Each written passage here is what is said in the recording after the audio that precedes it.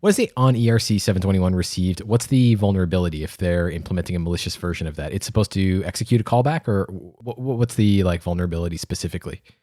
Yeah, so basically, like, I don't have it in front of me to like go into all the details, but like high level, you just basically trust that like the ERC 721 only calls that like function like when it is successfully sending an NFT to a contract, and like hypothetically, you could write a Solidity contract that just like calls that 1,000 times to like mint 1,000 tokens or whatever, right? So it's just like, do you trust?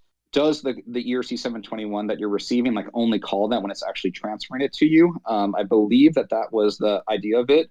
Although like obviously you could check to ensure to see if that token ID is in your possession. But again, also like you could have a contract that mints things that aren't actually artwork that just like sends them in bulk to the contract just to mine tokens as well. So again, just kind of like, is this like, are there definitely images associated with this NFT, and is it like behaving well and as I expect with like hitting up this callback? The nice thing about that though is that like most NFT like contracts like make you do two transactions. You need to like set an allowance to the contract, and then you need to like execute a transaction to do the transfer like now that you've given the Right. allowance. But like this callback just allows you to do like what I believe is a safe transfer from, and then appends like arbitrary call data at the end that like the receiving contract can decode. So basically, when you trade with rats.art, you send it an NFT, but then you, in the transfer method, you actually encode call data that say, do I want to receive a token or do I want to swap this with art for art? Oh, And I if I see. I want to see. swap this for art, is this a 721 that I want to swap for, or is it a 1155?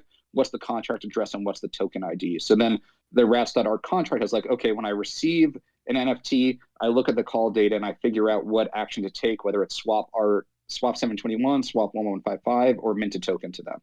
Got it. I see. So this is I'm hoping to one day talk to the 721 co-authors, and this seems like something where I noticed it also in the like approvals for an NFT contract are for an NFT are revoked during transfer if they're implemented to be revoked during transfer, but we have to depend on this, and someone could make a mistake and not revoke those approvals in their NFT contract. And so if you were to, for instance, give, start listing on OpenSea, after transfer, that address could still be allowed to list the same token, even though they no longer own it